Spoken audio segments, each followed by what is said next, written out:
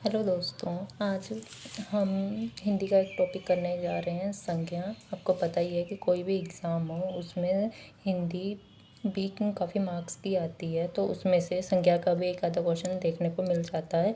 ये बहुत easy topic है, तो आज सबसे पहले हम इसे कंप्लीट करते हैं। सबसे पहले कि संज्ञा, ठीक है, संज्ञा किसे कहते हैं। ये तो हम बचपन से पढ़ते आ रहे हैं कि किसी भी व्यक्ति, वस्तु, स्थान व भाव का बोध करने वाले शब्दों को हम संज्ञा कहते हैं, ठीक है। और शब्द है, शब्द पद के भेद के मतलब कि शब्द सबसे पहले हमें पता होना चाहिए कि दो टाइप के होते हैं। कौन से? एक होता है विकारी, एक होता है अभिकारी। विकारी शब्द वो होते हैं जिनमें परिवर्तन किया जा सकता है, जैसे लड़का का लड़के हो गया, लड़की हो गया, ठीक है। और अभिकारी कौन से होते हैं? जिनमें मतलब कि क्रिया कोई भी हो उसमें कभी भी कोई परिवर्तन नहीं किया जा सकता, जैसे इधर गया, इधर, उधर, कि जो कुछ भी हो जाए इनमें नहीं फ़र्क पड़ता, ठीक है। उसके बाद संज्ञा। संज्ञा उत्पत्ति के आधार पे तीन टाइप की होती है। कौन सी? अगणनीय, गणनीय और व्यक्तिवाचक। पर कॉम्पिटिटिव एग्ज़ाम या किसी में भी ना इनको नहीं माना जाता, ठीक है। वो उसके लिए हम अर्थ के आधार पे इसको मेन 5 प्रकार की मानते हैं, और कई बुक्स में इनको 3 प्रकार की बोला गया है। कौन कौन सी? व्यक्तिवाचक संज्ञा, जातिवाचक संज्ञा, भाववाचक संज्ञा। सबसे पहले आ गई व्यक्तिवाचक संज्ञा। व्यक्तिवाचक संज्ञा कौन सी होती है? विशेष व्यक्ति, मतलब कि किसी व्यक्ति का नाम हो, किसी स्थान का नाम हो, किसी वस्तु का नाम हो, उसे हम किस में लेते हैं? व्यक्तिवाचक में लेते हैं। जैसे किसी व्यक्ति का नाम जैसे रमेश हो गया, स्थान का नाम दिल्ली हो गया, वस्तु कोई बुक है उसका नाम क्या हो गया? रामायण हो गया, ठीक है। ये सब किस में आते हैं? व्यक्तिवाचक संज्ञा में। दूसरे पे आता है जातिवाचक संज्ञा। जातिवाचक संज्ञा क्या होती है? किसी वस्तु, स्थान, व्यक्ति की पूरी जाति का बोध हो, मतलब उसमें क्या होता है कि पूरे ग्रुप, जैसे नदी, पुस्तक, लड़की, मतलब कि पुस्तक है। अब हम बोल रहे हैं कि वहाँ पे मेज़ पे बहुत सारी पुस्तकें पड़ी हुई हैं, तो पुस्तकें क्या हो गई? बहुत सारी है ना, मतलब ये बता दिया पुस्तकें कौन कौन सी, अगर पर्टिकुलर उनका नाम लेते हैं, जैसे इंग्लिश की है, हिंदी की है, तब वो व्यक्तिवाचक में आती है, अदरवाइज़ वो किस में आ रही है? जातिवाचक में आ रही है, ठीक है। अब इसका जैसे एक और एग्जांपल है, सरकार प्रत्येक परिवार को राशन देगी, ठीक है। इसमें क्या हो गया? जो परिवार है वो किस में आया है? सरकार प्रत्येक परिवार को राशन देगी, ये आ गया किसमें? जातिवाचक में।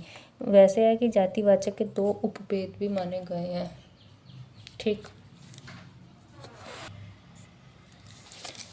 जातिवाचक संज्ञा, ठीक है। जातिवाचक संज्ञा के बाद उसके दो उपभेद होते हैं। एक होता है समूहवाचक संज्ञा, जिसे हम समुदायवाचक भी कहते हैं, और या द्रव्यवाचक संज्ञा। जो ये 5 है ना, 5 में ये जो है ये द्रव्यवाचक और समुदाय है ना, इसको अलग में इसमें लिख देते हैं, नहीं तो 3 भेद में तो जातिवाचक के आगे इसके सब पार्ट ये बोल देते हैं, ठीक है। समूहवाचक संज्ञा क्या होती है?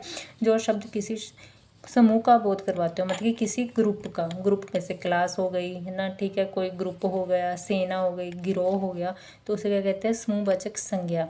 जैसे कि इस कॉलोनी में सभी परिवारों को एक पहचान पत्र दिया जाएगा, ठीक है, मतलब कि सभी परिवारों को, तो ये क्या हो गया? ये हो गया जाति, मतलब कि सभी परिवारों को वो उन्होंने बोला हुआ है। और एक ये मेरा परिवार दिल्ली में रहता है, मतलब कि परिवार, तो ये क्या हो गया? समूहवाचक, क्योंकि परिवार में क्या लोग रहते होंगे, ठीक है। उसके बाद दूसरा इसका है द्रव्यवाचक संज्ञा। द्रव्यवाचक संज्ञा कौन सी होती है? जो शब्द किसी द्रव्य पदार्थ का बोध करवाते हो। अगर आपने उसमें पढ़ा हो, +1 +2 में पढ़ा हो ना, मेटल्स और नॉन मेटल्स, जितने भी मेटल्स और नॉन मेटल्स हैं, सॉलिड, लिक्विड, गैस, वो सब किस में आते हैं? द्रव्यवाचक में आते हैं। जैसे रुई, चावल, ऊन, ठीक है, सोना, दूध। वैसे भी द्रव्यवाचक को दो आगे हो गया, द्रववाचक और दिव्यवाचक। द्रव में क्या होता है? जो लिक्विड प्रोडक्ट होते हैं, जैसे दूध हो गया, तेल हो गया। और दिव्यवाचक में जैसे चावल, सोना आदि। उसके बाद है मेन है कि एग्ज़ाम में कभी भी ऐसे सिंपल वे से तो कुछ नहीं आएगा, उसको घुमा फिरा के ही आएगा। तो ये क्या है? व्यक्तिवाचक संज्ञा का जातिवाचक संज्ञा के रूप में प्रयोग। देश में कितना भी भ्रष्टाचार हो पर हरिश्चंद्र की कमी नहीं है। अब इसमें क्या किया, हरिश्चंद्र तो वैसे एक व्यक्तिवाचक है, मतलब कि व्यक्ति का नाम है, पर इसको एज ए हमें यूज़ कैसे किया है, जातिवाचक में। दूसरा ऐसे एग्जाम्पल है, धन की लालच में आज भी कुछ लोग जयचंद बन जाते हैं। अब सबको पता है जयचंद कौन था, जयचंद जिन्होंने मतलब कि धोखाधड़ी कर ली थी, ठीक है। तो जयचंद भी है तो व्यक्ति का नाम, पर इसे एज ए हम किस में यूज़ कर रहे हैं, जातिवाचक में। अब ऐसे ही उल्टा जातिवाचक संज्ञा का व्यक्तिवाचक संज्ञा में प्रयोग। महात्मा जी ने देश को सत्य और अहिंसा का पाठ पढ़ाया। अब महात्मा में तो आता है महान आत्मा, वो तो कितनी हो सकती हैं, है तो ये जातिवाचक, पर इसको हमें यूज़ किस में किया हुआ है, एज ए व्यक्तिवाचक। ऐसे ही दूसरा, नेताजी ने आज़ाद हिंद फौज का नेतृत्व किया।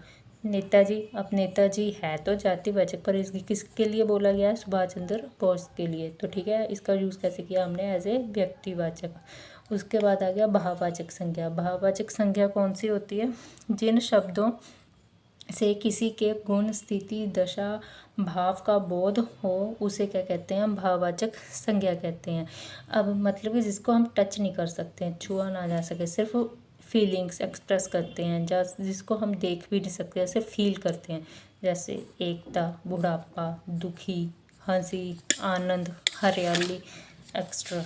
ठीक है, तो ये आज का था टॉपिक। आई होप आपको ये पसंद आया हो।